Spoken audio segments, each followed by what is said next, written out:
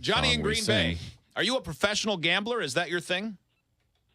I'd call myself an amateur gambler or a guy that's really obsessed with sports analytics, but I throw a lot of money around on a daily basis.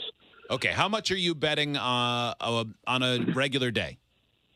Today I'll probably bet somewhere around $2,000, give or take. Wow. Depending on what lines look like. Okay. So you're doing that like every day? Yeah, if it's a Saturday for college basketball, I'll probably throw 4 to 5 out. 4,000 or 5,000. If you're doing that every day, and you're that good at it, why not just move to Vegas and make it a career? I don't know. I've made a living. I've lived here my whole life. I have no reason to go to Vegas. I got a good job, and I can pretty much almost double, some years triple my regular income that I have in my job just by doing this. So Okay. But if you were to quit your job, you could do this full time and no doubt make a lot more money, right? In theory, yeah. But also, wouldn't have benefits. Sure. Yeah. What is your? Sometimes it's nice to have that fallback position. What's your day job? Did you already say? No, he didn't. No, I'm a sales manager. Okay. What do you sell? What's that? What do you sell? Protection. Pharmaceuticals. Okay. Okay. So you're already making good money. Yeah, you make bank, pharmaceutical man. I rep, get it. unless you're a bad one. So are you making 6 figures a year off your gambling?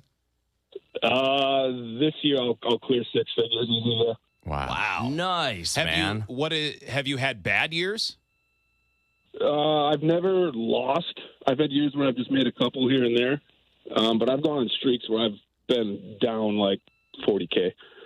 Oh, wow. Is what you're doing something you could teach someone else to do just by looking at the lines and using the analytics? Do you know what I'm saying? Yeah, it's pretty easy to look at. I mean, I can give you one right now if you want it.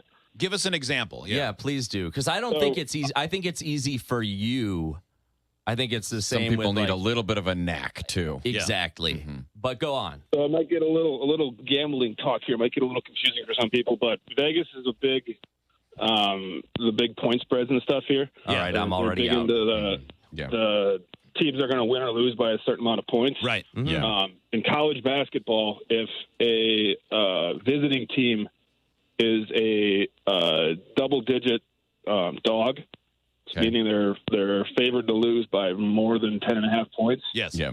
And the over/under for the game is under 156 or lower. Always bet the under. So that's the combined points of the two teams that are playing. It's always Correct. bet the under. Is that because the team that's an underdog isn't going to score that many points? In theory, what you want is you want the team that's favored, you want them to blow them out and beat them by above 30. And then the points, so the other team only score a little bit, and the other one have a lot, and it'll mess up Vegas's metrics, which happens a lot. Is that number, is the combined number, is that like the baseline? Is that The over-under means you can bet the over or the under. No, so, I get that, but the combined score of, like, is that just a number you threw out there? The 126 or 136 or whatever you said? 156. So I'll give you an example. Duke played St. John's on Saturday. The line was under 157, and Duke, I believe, was a 13.5-point favorite. Okay, so that number changes. It's different depending on which two teams are playing. Then the experts in Vegas, Joe, would set it based on, these two teams play up tempo versus, like, if it's Wisconsin, who always plays slow, grinding basketball, the over-under in one of their games will be lower than Duke, where they're out running. Just as an example. Gotcha. Exactly. Johnny, do you enjoy sports, or do you just look at it as a way to make easy money? Well, I grew up. I love sports. I've played them my whole life. And I'm watching them, and that's how it all started, where I started to just find these patterns in my head, and I started keeping track of them, and I found these, I guess, niches in the system, and then started making money off of them. Because you see some people who are like, they don't really care. They just know that they know the numbers side of it. Yeah, some people are just good at math and they're like statistics. a mathematician, so they look at it and they say, okay, well, statistically, I don't know who plays for Duke and who plays for Kentucky, but the numbers say that this team is going to win, or the numbers say that this other team is I'm sure some favored. people do that. Yeah, like Rain Man at the blackjack table, or Alan, where you see all of those formulas floating past his eyes. Like that's what some people are like. and they're usually then on 60 Minutes. Yeah. And they usually won't look into a camera or into a person's eyes. Yeah. Did you start off, did you start gambling when you started making money?